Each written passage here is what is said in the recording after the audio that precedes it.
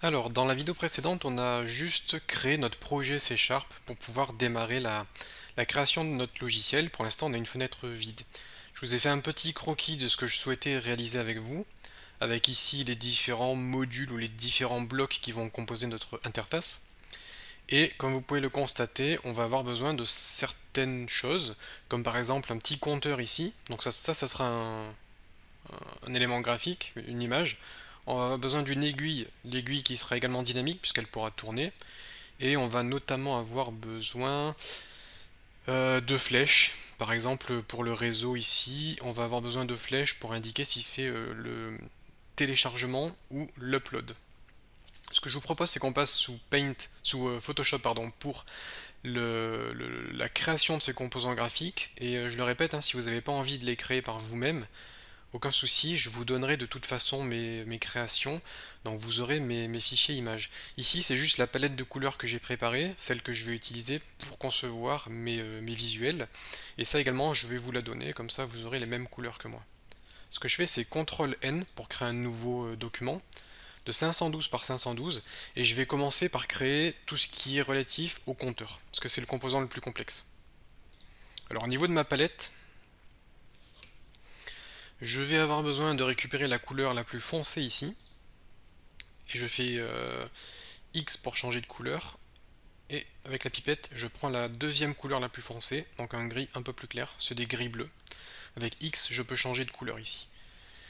Donc voilà, là j'ai mes deux couleurs dans la palette, et ce que je vais faire, je vais prendre l'outil ellipse pour créer une ellipse, et la bordure ici je vais lui donner une taille plus grande. 30 c'est un peu trop, 25 c'est pas mal. Allez, je vais faire ça. 25. Donc je vais redémarrer. Au niveau du fond de la forme, je vais prendre la couleur que j'ai paramétrée. Alors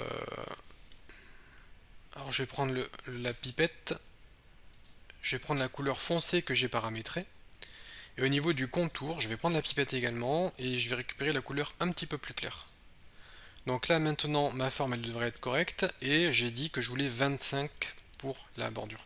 Je vais placer mon curseur en haut à gauche de mon image ici, à peu près. Je clique pour faire la forme du compteur et vous voyez que je peux avoir une forme aplatie. Moi c'est pas ce que je veux, je vais maintenir la touche Shift enfoncée de façon à forcer à avoir un cercle parfait en fait. Je relâche et là j'ai mon compteur. Et je trouve qu'on pourrait même encore un tout petit peu augmenter la bordure. Voilà, comme ça c'est pas trop mal.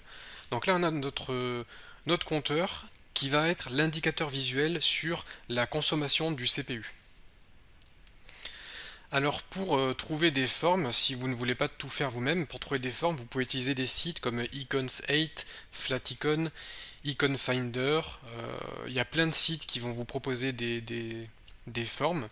Et moi j'ai trouvé un truc qui m'intéresse, qui est cette forme, que j'ai dupliquée en fait, hein, tout simplement. Ce qui va me permettre de pouvoir avoir des graduations sur mon compteur. Donc voilà, je vais mettre les graduations ici. Alors pour l'instant les graduations elles sont pas top parce qu'elles sont blanches. Ce que je vais faire, c'est que je vais aller dans ma palette de couleurs et j'ai prévu des couleurs, le vert jaune, le orange. Et ce que je vais faire, c'est que pour chaque graduation, alors là, ça m'a tout sélectionné parce qu'avec la pipette, j'ai cliqué sur la couleur blanche, ça m'a sélectionné toutes les couleurs blanches. C'est pas ce que je veux, je fais CTRL D pour désélectionner. Et je vais cliquer sur pixel contigu pour ne sélectionner que les pixels qui sont sur un même objet. Et ça va pas sélectionner le reste.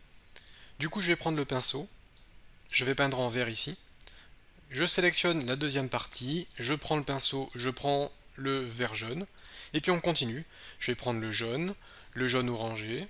Hop, on va ici, on sélectionne, on va faire du jaune, on sélectionne, on va faire du jaune orangé, puis on va prendre les deux dernières couleurs, à savoir le orange et le rouge, et enfin on va colorer en orange, puis en rouge.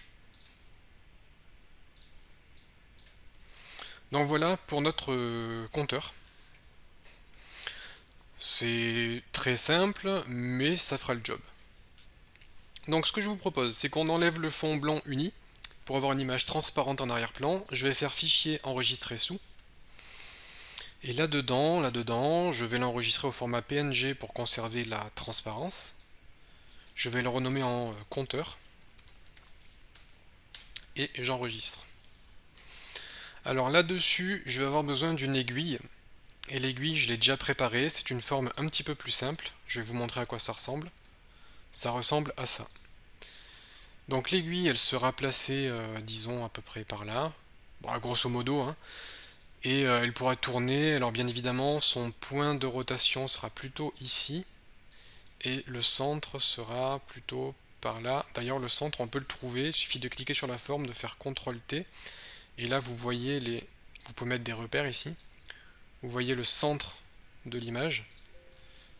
Ce qui fait que votre aiguille... Voilà, votre aiguille, vous pouvez la placer au centre. Et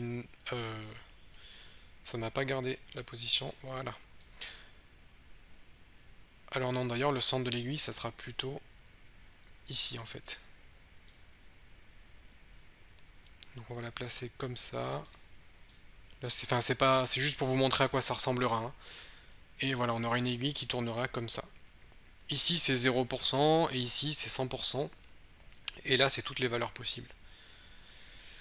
Mais bon, là c'est juste pour vous montrer à quoi ça ressemblera, mais l'aiguille on va pas du tout la coller, enfin on va pas du tout l'associer à cette image parce qu'elle sera dynamiquement gérée dans notre logiciel. Et enfin, je vous ai dit que si vous n'avez pas envie de créer vous-même vos ressources graphiques, vous pouvez en trouver en ligne. Au hasard, Icon Finder, je recherche Arrow pour rechercher des flèches. Je vais me mettre en mode gratuit pour n'afficher que les flèches gratuites. Et puis là, vous allez pouvoir trouver votre bonheur. Celle-ci est pas mal. On peut regarder, hein.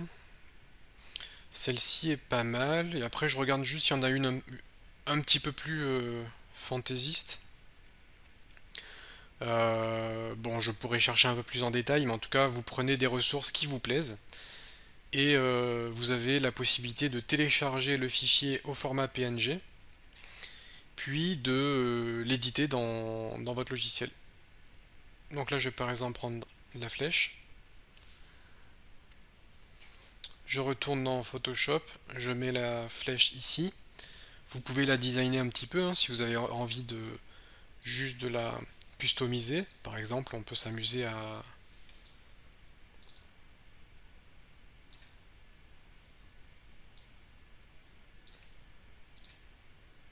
faire des trucs un peu comme ça.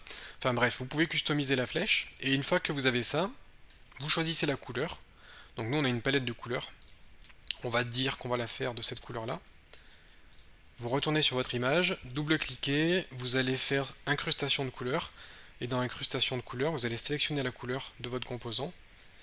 Et là, vous pouvez enregistrer ça au format PNG et puis tout est bon. On se retrouve avec nos différents composants ici qui ont été enregistrés au format PNG correctement nommé. Tout ça, je vous le livrerai avec la palette de couleurs. Ce que vous pouvez faire maintenant, c'est tout simplement sélectionner vos composants et vous pouvez les faire glisser, déposer directement ici pour les importer dans votre projet. Alors ça, je l'ai déjà montré dans une autre vidéo, donc je vais vous présenter une autre façon d'importer. Vous pouvez faire clic droit ici. On va aller dans Ajouter. Vous allez sélectionner éléments existants. Puis vous naviguez à l'intérieur du dossier qui contient les images que vous souhaitez importer. On va se mettre en mode tous les fichiers de façon à tout faire apparaître. Là, on peut importer nos ressources. Je peux même prendre la palette. On ne va pas l'utiliser, mais bref. Je vais faire Ajouter. Et là, mes différentes ressources apparaissent ici. On a bien notre compteur de vitesse, notre palette. Et ce qu'on va faire tout de suite, pour ne pas oublier, c'est sélectionner tout ça. Et on va cliquer ici, dans les copier dans le répertoire de sortie, dans les propriétés. On va faire toujours copier, de façon à copier ces ressources dans notre répertoire de sortie, pour être sûr que tout fonctionne. Et c'est tout ce que nous aurons besoin en termes de ressources graphiques. Alors pourquoi est-ce qu'on a fait ça? Pourquoi est-ce que j'ai créé un compteur? De base, de façon générale, de base, il n'est pas possible de créer des graphiques en WPF. Vous n'avez pas de module, vous n'avez pas ici de contrôle, de composant qui va vous permettre de générer un graphique. Alors c'est tout à fait possible de générer des graphiques en utilisant des librairies, en codant quelque chose d'assez complexe manuellement, mais moi c'est pas le but, je veux que ma formation reste simple. C'est pourquoi je vais tricher un peu, et mes graphiques, je vais les générer à partir d'images PNG, et je les rendrai dynamiques tout de même. Et tout ça vous allez le voir au cours de cet atelier pratique. Mais en tout cas, voilà, ça c'est une petite astuce que j'utilise qui va me permettre de concevoir de belles interfaces sans avoir besoin d'avoir un code ultra complexe pour générer des composants, ni sans avoir besoin d'utiliser des librairies externes. En général, c'est assez contraignant. Les bonnes librairies, elles sont payantes, du coup, c'est pas toujours le choix que vous allez faire. Mais également, un autre souci, c'est que les librairies, si elles ne sont pas maintenues, pas mises à jour, eh bien, elles risquent de ne plus fonctionner sur les nouvelles versions du logiciel ou de C Sharp. Donc, en passant par des images, vous allez pouvoir concevoir de belles interfaces facilement.